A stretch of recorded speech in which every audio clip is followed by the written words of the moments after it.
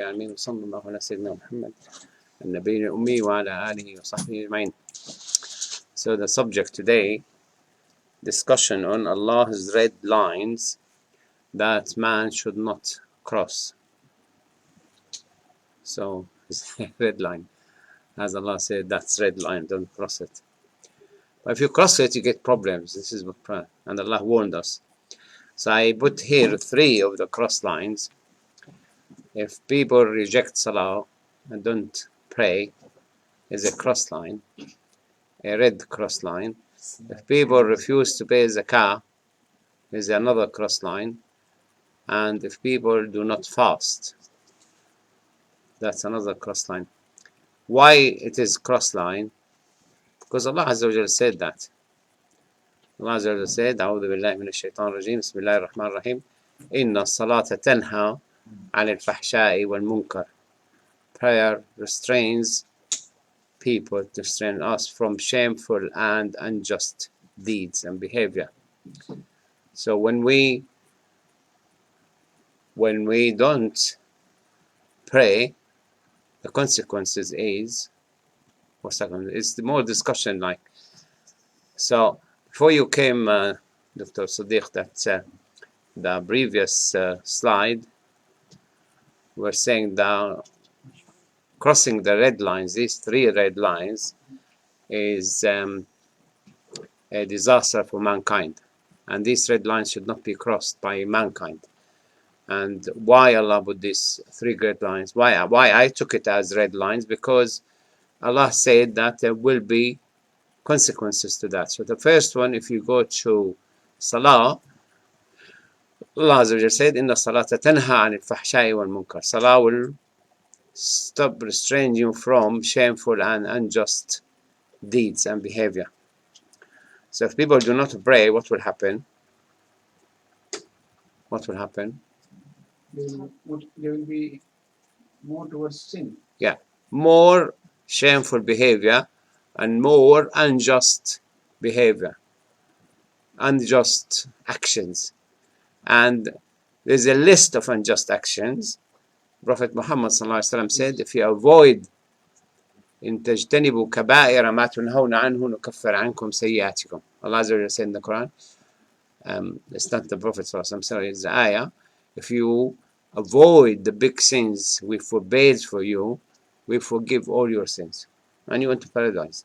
When يدخلكم مدخلا كريما, you will be entered a beautiful entrance. So that's number one. Allah Azza wa Jalla said, if you don't pray, then the more people are not praying, the more shameful behavior will be there, the more unjust behavior, the more crimes, the more difficulties, the more problems and things. And the second one, وَأَنْفِقُوا فِي سَبِيلِ اللَّهِ وَلَا تُلْقُوا بِأَيْدِيكُمْ إِلَى التَّهْلُكَةِ. And spend of your substance in the cause of Allah, and make not your own hand contribute to your destruction. So if you don't spend, you destroy yourself. That's cross line, red line. If you don't spend, you will cross that red line and you will get bad consequences. So you have the Salah, and you have the Zakah, and you have the Sawm. وَأَن تَصُومُوا خَيْرٌ لَكُمْ إِن كُنتُمْ تَعْلَمُونَ. That's best for you, for your health, for your body, for your, obviously, social life and cohesion in the community. And It will help you build patience. Yeah, you become more patient, more tolerant. You feel the poor, you feel the needy, and you. That's why the pillars of Islam. Nobody will become a Muslim unless he take these 5 pillars. So the 5 pillars, each pillar is a savior to mankind. If you don't get these 5 pillars, you and the rest of the community will be in problem, in a mess. Obviously, the first pillar, which is to believe La ilaha illallah, it's a sin which will get a person to hellfire. So if you take associating partner with Allah Azza wa Jal, the consequences you meet it in the hereafter. You wouldn't be punished for not believing in Allah in this life. Otherwise, Allah would have destroyed all that.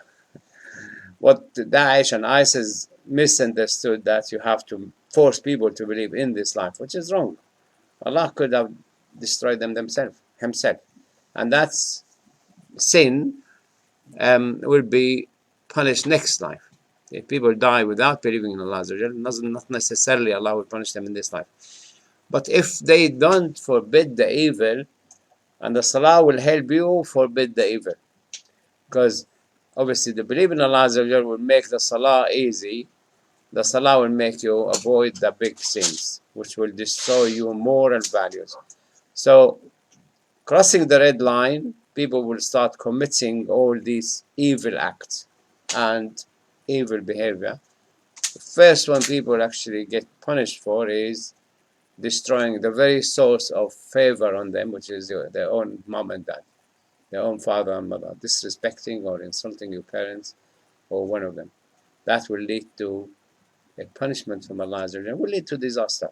I have seen in this country a lot of children stealing father and mother, kicking them. He put his mom and dad in a caravan. They build, take the home, take the money. A lot of stories. Especially when they convince mom and dad, sell your house, give me the money, I build the granny annex and I will look after you. And then they build the granny annex, and the father or the mother had problem with memory, he didn't want to look after them, he kicked them to a home, residential home, nursing home, and get away with that. Now, social service, they will come back to him if we take the money within the last 7 years. They might take some of the money to spend on mom and dad. But if you don't respect your mom and dad, your children will not going to respect you. Your grandchildren will not respect your children. That's a chain. It will be destroying family values, destroying the cohesion in a family, making children, if they don't even respect their own mom and dad, they're not going to respect anybody else. They're going to respect their friends, the future wife, the neighbor, the boss, the employees, and things. And we see a lot of this. The next one, Allah said, killing another human being. There's no way you can entertain that somebody who is praying, he goes and kills somebody else. There's no way. You could get involved in a fight because forced on you by a government or by legal system and things. But Allah did say to the believers, فُرِضَ كُتِبَ عَلَيْكُمُ الْقِتَالُ وَهُوَ كُرْهٌ لَكُمْ.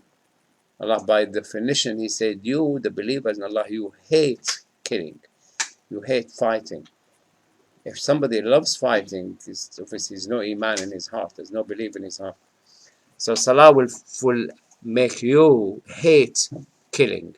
With no Salah, murder is everywhere. Take or give interest on loans or sales. Another big sin. In fact, looking into economy myself for now 5-6 years now,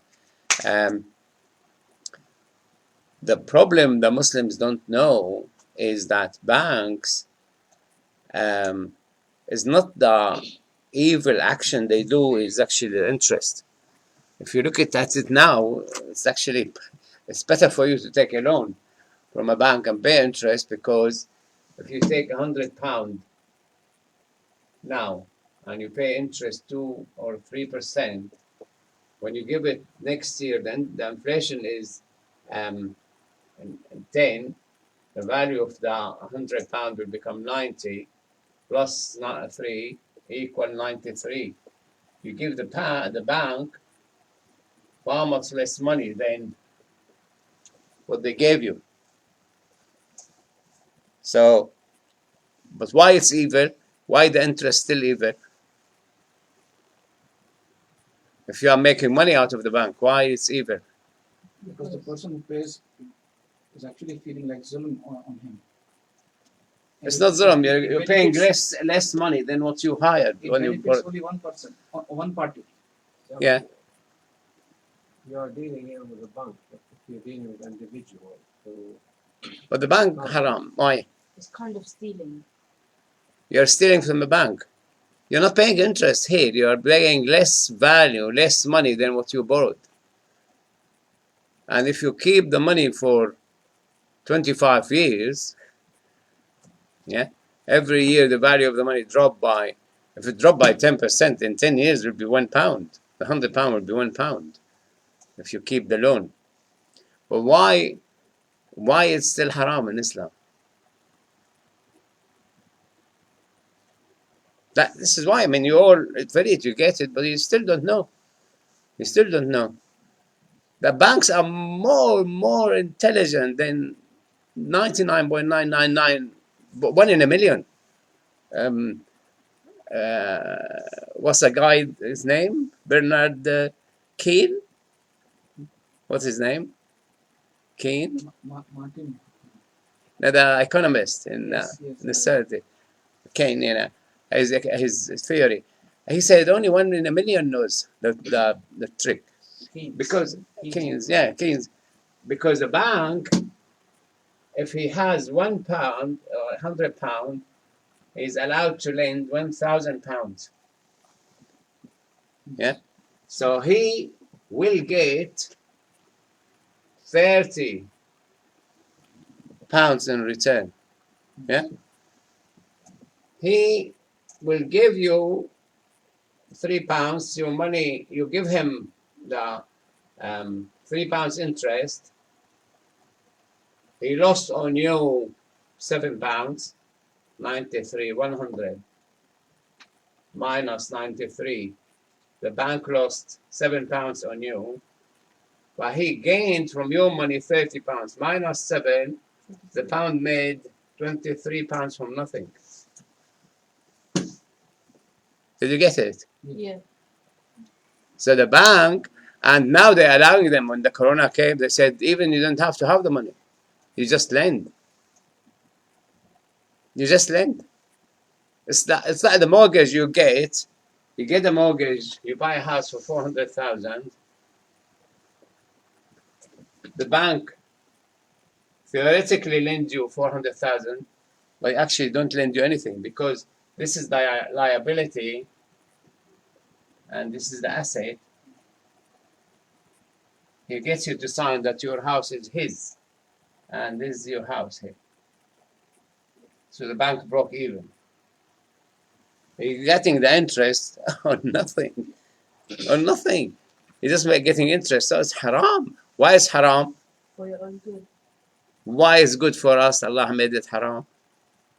So you don't lose We don't lose what? your money. It's not losing. You're making money out of him here. You're making money out of the bank. No, but then you're losing. You lost 23, right? No, the bank made 23. Not you, you're saying the bank. Oh. Because you're making profit from nothing, really. There is no goods, nothing. But the haram is making money of money. You will lend 10 ounces of gold, you get 11 ounces of gold. It's haram. Interest. But why interest? Still, he calls it interest. We call it interest. Riba, and still haram. Although he is making money, you are making money. Everybody happy, but still haram. Why? Because he's making more. Allah said it's haram. No, because Allah is the creator. He knows why he said haram. Yeah, but he didn't say haram without a good reason. So basically, I think like because we paying more money, what we should do. You're paying less money than what you should. You're paying less money. The people that get bankrupt. That's a different issue. Yeah, different issue. It's leading from. Doctor, you are only giving here specific circumstances. I remember in 2000, around 2000, people borrowed money on about 6%. Within a day, it comes to 16%. So they wouldn't know. In my view, Allah said haram, it's haram, knows better. I don't really need to analyze it. Yeah, you because you need to convince people who are not religious. But what happened now? Forget the pound. If the bank have to lend you gold, yeah, he will have to get the gold, give it to you. Yeah, and he will have to take gold from you. Now, they don't deal with the gold because they cannot create gold. Yes. But they deal with the dollar and pound because they are printed. They can print it digitally, just press of the button, and paper.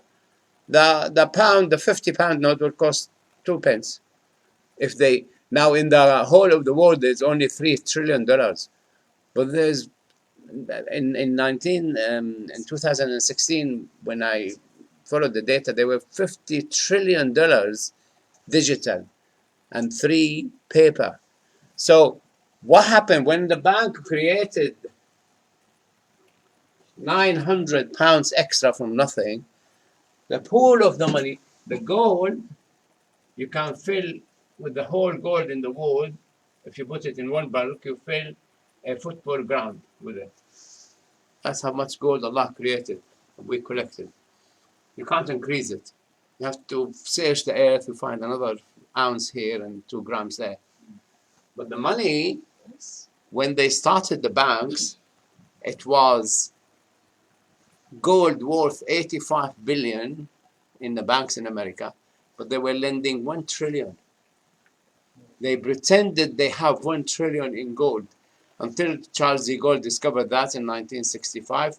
There's a fight, economical fight between them and America. And America, 1971, floated the price of gold, said, we don't care.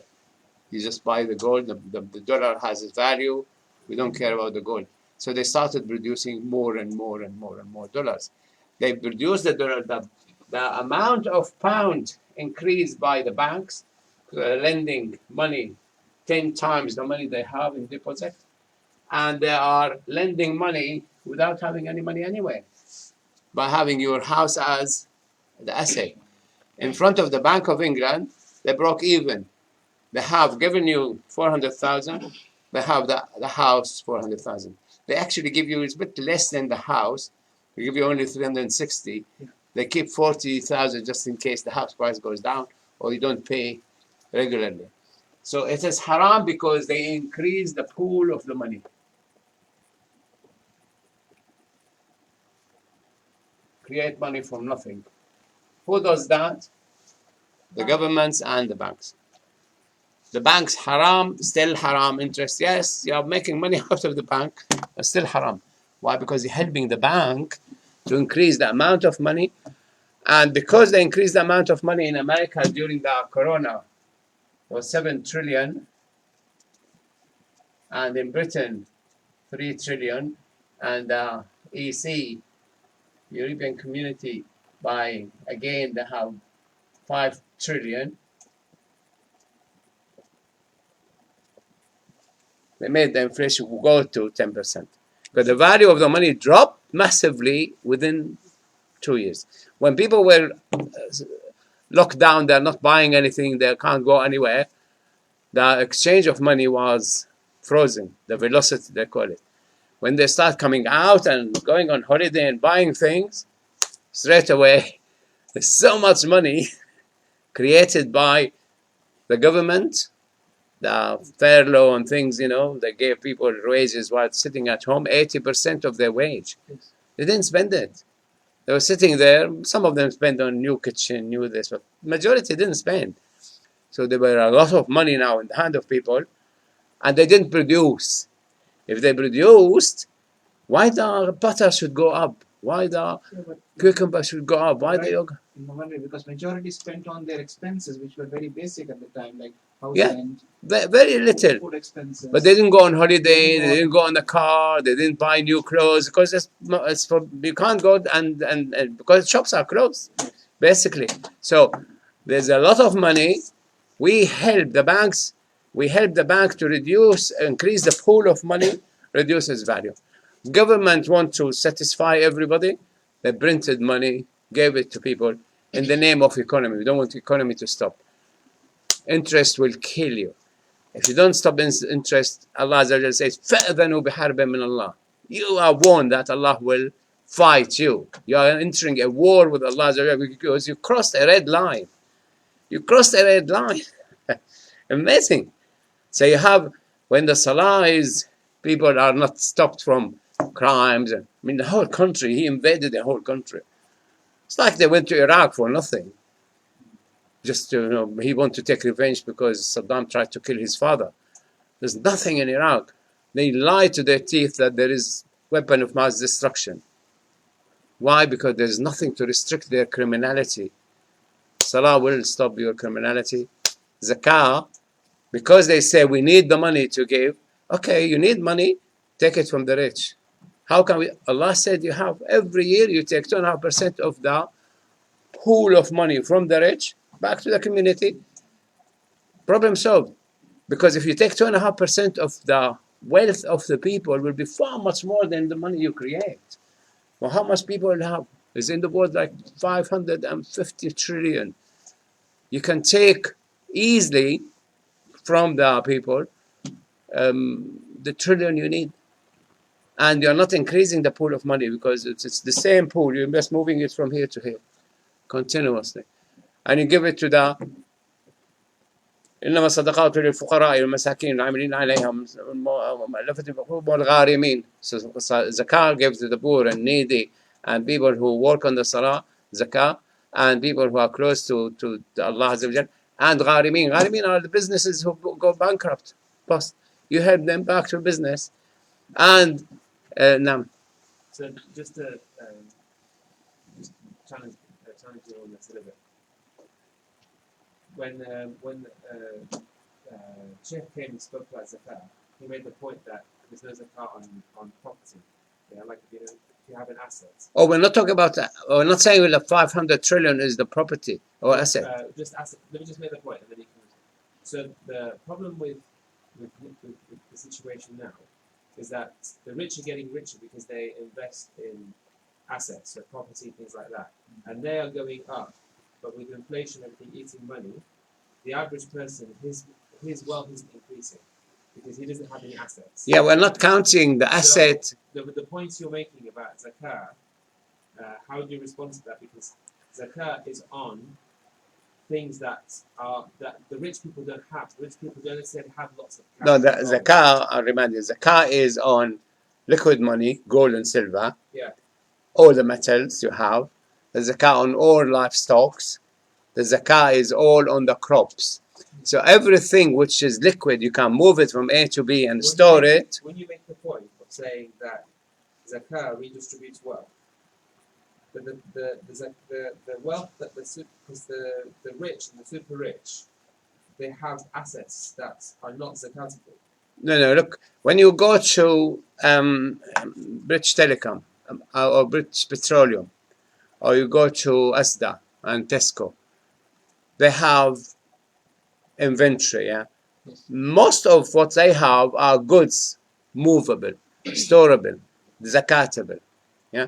You go to livestock, zakatable. Yes. You have chicken farms, you have fish farms, you have cattle farms, you have all sorts of wealth. Zakah applied on the wealth which is movable and storable, and that's in hundreds of trillions. We're not talking about the fixed asset. We're not talking about a company to give zakah, you have to take a couple of engines and give it away. No, we're talking about the inventory, which like you have clothing, you have metals, you have irons, you have aluminium, you have lithium, you have this, you have that. If you take that portion, it's enough, more than enough, to regenerate the economy, Yes. make the economy move. Companies will pay corporation tax. The people will pay income tax. The people who are, because the reason why people are so rich is because they have large amounts of money, so they can buy really expensive property in London, all that kind of stuff. Yeah, the tax, they tax the income in that year. Because if you're talking about Pay as you earn. if you're talking about companies, the problem with companies is, which is right, you're right in saying it, because there's a big problem that big companies don't pay all the tax, and then they. No, yeah, let's take like Aramco. But they locate themselves. You know, Aramco, the first 6 months of this year, they made $8 billion profit. That money, regardless to all the oil machineries and the fleet of things, but 80 billion 80 billion. This could be enough to kill the inflation in all the Middle East, all North Africa. Why? Because the whole of Jordan last year is 17 billion budget. The whole of Tunisia is 6 billion budget. So when you cross that red line, there's a car red line, and they deal with the interest, then there's a war from Allah Azza wa Jal. And the war is going to be heated even more and more.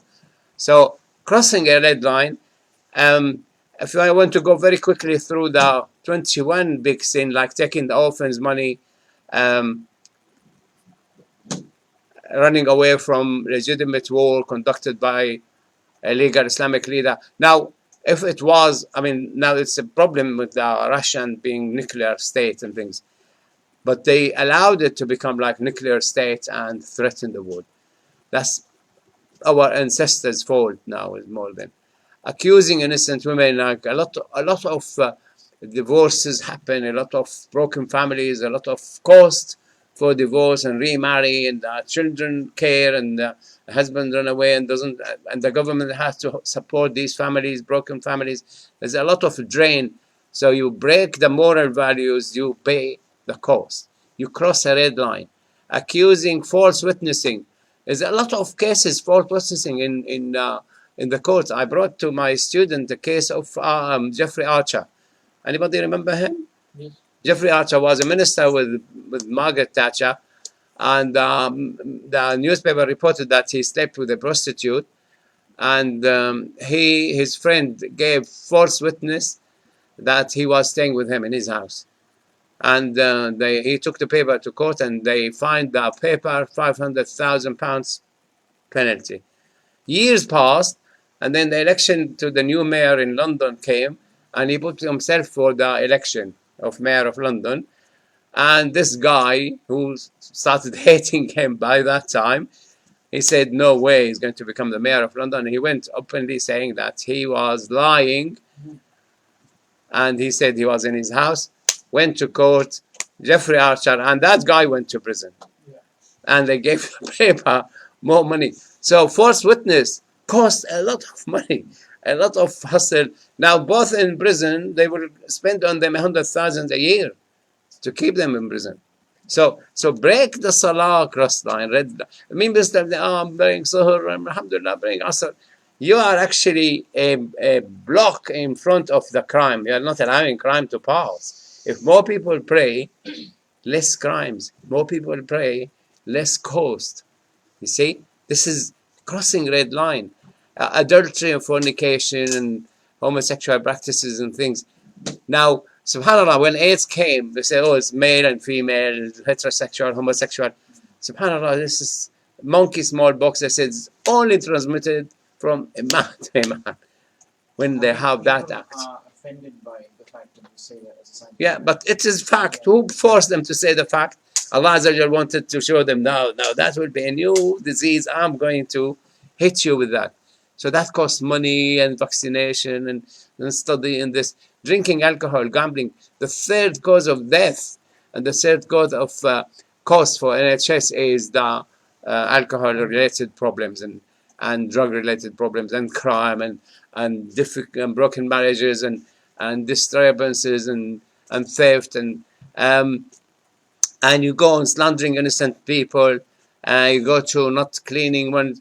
I don't know how to explain this actually. How is it our scholars put it as a major sin? Because there is punishment for it. There are rules. If there is a punishment, it's a major sin. But cleanliness has become like, it's important. It's important, cleanliness for the whole community. And then you go to becoming despair from the mercy of Allah. There's a lot of suicide, a lot of depression. Like in Britain, 17% depressed at any time. And they are antidepressant. Cost jobs, cost time off, it costs suicide, it costs broken marriages, it costs the problem with families and things. And you go to belittling, be sarcastic about the punishment of Allah. He doesn't care, so he go on and commit crimes. Because he doesn't think Allah will reach him. That's his major sin. Commit forbidden acts, fight in Makkah, like fighting in Makkah. believing or practicing sorcery, which is cheating people and lying to them. I was a witness to somebody who cheated so many people, became super rich, and they was convicted of cheating, 11 out of 18, and stealing from more gain. Again, they come back and both refusing to pray is a big sin, and stealing is a big sin, and you guessed it, refusing to pay zakat. Back to square one. So you break these two, and then you go back also fasting, you're harming your own body.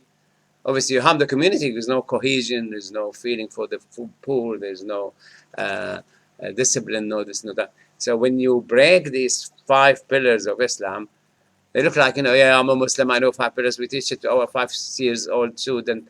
But if you cross it, you destroy the whole world. The punishment for not praying and fasting and paying zakah is not done by Allah in this life. If you are so intelligent to keep your house in order, but now the rich became so greedy and the law became so lenient to them, and the tax, they don't want to tax them. They were talk about a wealth tax in America and then died out. And they were talk about health, wealth tax in Britain by the Labour, Jeremy Corbyn, who lost, and that died out. And they can't come back to them. They're saying about windfall tax on companies who make massive profit and things. It's not going to work. It's not sustainable. It's not going to cover the needs across the globe. You need to get from the rich to the poor. You need to regulate the banks in a way that they don't increase the pool of money and reduce its value. Unless you give a loan to somebody who is actually making a new chicken farm. Produce more chicken, the price of chicken remain low. Produce more cattle, produce more sheep, produce more milk, produce more butter. If there is businesses who will produce and keep the prices down, yes, fine, lend them money you don't have. But to lend the people money because they want to buy a yacht for 500 million, want to buy a painting for 120 million, like this guy want to buy Twitter, they gave him 7.2 billion loan straight away. And he managed to get, I think he failed. He wanted to get the price of the shares of Man United go high so he could buy and sell, but he failed. And then he said, oh, I'm all joking. So he made the price of Tesla high. So he sold now, last week, he sold for 7.5 billion shares. If it wasn't like, inflated prices, he wouldn't get the. So this is Islam is actually far much more than the majority of Muslims. They have a religion, they are not giving it its value. It's a rescue to mankind, but the Muslims themselves, they don't know it. I put a small writing in Facebook on my page that if Muslims understand inflation, understand a relationship between inflation and the gold and GDP and exporting, importing, and this, they will save the world. Nobody read it, understood it, or made comment. The comment came, only one made comment, but it's irrelevant. But they don't link actually these things. And you are the mankind savior, but we became like كمثل الحمار يحمل أسفارا, like the Surah Al-Jumu'ah.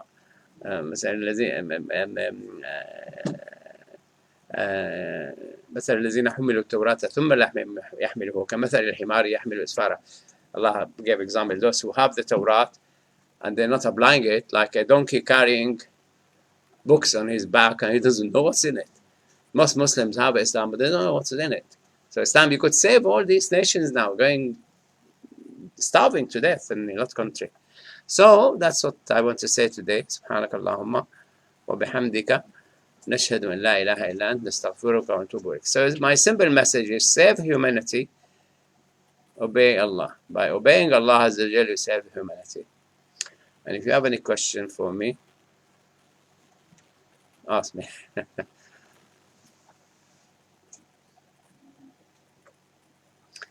A lot of things to think of. You need to go home and start thinking on the way. If we think only of the available liquid money, whether it's inventory, people have tanks of oil or barrels of oil or butter or camels or cow, or we talk about only liquid money which you can move, or gold or silver, or they have suits and they have cars and they have only things which is movable and storable, zakatable. So clothes we have to pay the zakat. Yeah, every year you see inventory what you have, you can't sell it, you can move it, you can store it, you can give it to the poor. Yeah, it's zakatable on the value of it. You make every year inventory on your store, how much money I have now. But you don't count the building, you don't count the machines, you don't count the car you use for transport. The clothes which you own. So for individual, not business. I think that's understood you as an individual. As an individual, because I heard from one sheikh saying you are allowed to have three thoughts. Yeah. What you have more than three, you have to pay zakat on it. That's what I heard. There's nothing in the hadith or Quran to say the business do not pay zakah. I don't know where they got it from. The business, whether it's partners of 5 people or 5 million, is the same. The business partners come. Every partner will see how much zakah they have, and they on the things which is according to mazahib. You need to look into what is basic rules, which is storable, movable, and has its own intrinsic value. So the question came: is Bitcoin taxable or zakatable or not? And the scholars try to navigate their way around it, and but I don't think they have a clear reply to that. But gold, yes; silver, yes; salt, yes; aluminium, iron, lithium, whatever it is. Any more questions? But when you come to discuss Marwan the zakah, you will find that there's still hundreds of trillions of money you could get the zakah on it. Trillions of money. If there is 53 in 2016, $53 trillion in circulation. So how much zakah you pay on this? 1.25 trillion. 1.25 trillion. You could buy everything in Britain with 1.25 trillion. If you take that, like I was listening to a professor in America, when he did the lecture, America owned 20 trillion loan. They have. Why they take loans? They borrow money from people because they make money out of it. They will give you 2% interest, inflation 6-7%. They keep 4%. So by borrowing more money, they make more money, and the idiots who lend them the money, they lose the value of the money. All the money lose value, but comparing to each other, they one go up, one go down, but all of them going down. Like they are, and they like if you have a lift, and there is tennis balls in it, goes up and down, but the lift itself going down, with all the paper money in it. What the problem they have is they try to play with the gold. It seems many countries now take the physical gold. They don't actually buy gold on paper. And China stored gold and Russia stored gold. They're preparing in their mind. When we have a war with America, then our ruble will go down. It actually went up. It went down at the beginning of the Ukraine war, but then went up because they have the gold they can't sell.